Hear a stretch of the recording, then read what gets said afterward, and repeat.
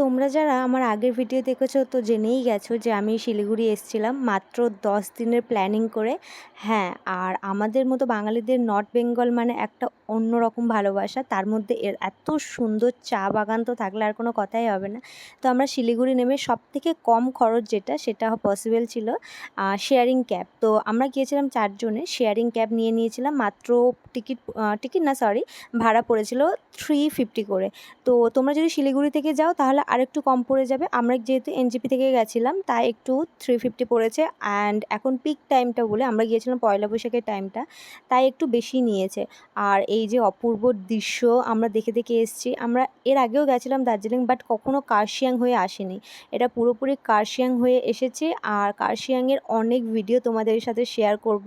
খুব সুন্দর জায়গাটা ছিল।